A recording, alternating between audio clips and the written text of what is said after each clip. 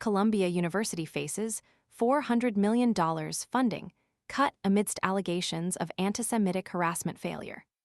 The Trump administration's dramatic move to revoke $400 million in federal grants and contracts from Columbia University sent shockwaves through the higher education landscape on Friday. The administration alleges a systemic failure by the prestigious Ivy League institution to adequately protect its Jewish students from anti-Semitic harassment during campus protests, igniting a firestorm of debate and highlighting the increasingly fraught relationship between the government and American universities. This drastic action isn't an isolated incident. It's the latest salvo in a broader, escalating conflict between the Trump administration and the academic world, a battleground where conservative voices increasingly accuse universities of harboring a liberal bias and exerting undue influence on American society. The administration, along with a growing chorus of conservative critics, views the higher education sector as a bastion of liberal ideology, ripe for a significant power shift. This narrative frames universities not as neutral spaces for intellectual inquiry, but as hotbeds of political activism actively hostile to conservative viewpoints. The allegations against Columbia University specifically center around incidents during pro-Palestinian demonstrations on campus.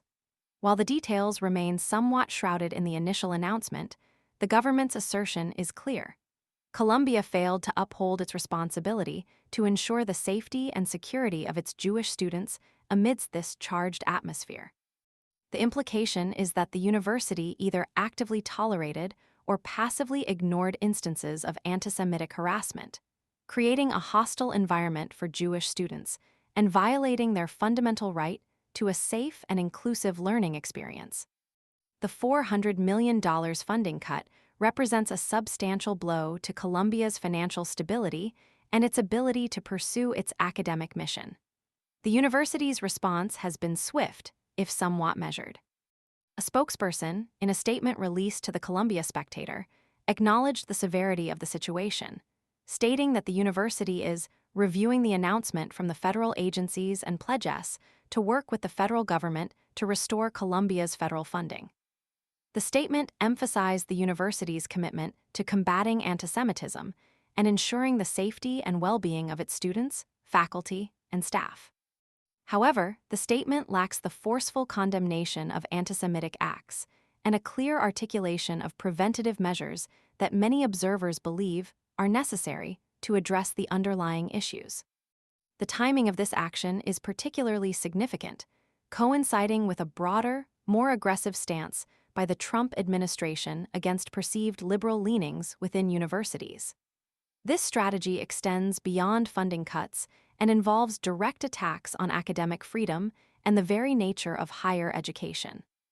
Trump's rhetoric, often delivered through his favored platform, Truth Social, has intensified the conflict, escalating the tension between the government and the academic community. His Tuesday post, threatening imprisonment and deportation for agitators, is a stark example of this increasingly aggressive approach. The threat hangs heavy over students, faculty, and administrators alike, creating a climate of fear and uncertainty within institutions of higher learning. The legal battle that is almost certainly to follow will be closely watched. Columbia University will likely challenge the government's decision, arguing that the allegations are unsubstantiated or that the punishment is disproportionate. The outcome of this legal challenge will not only determine the fate of the $400 million in funding, but will also shape the ongoing debate surrounding the relationship between government and universities, the protection of students' rights on campus, and the definition of a safe and inclusive learning environment.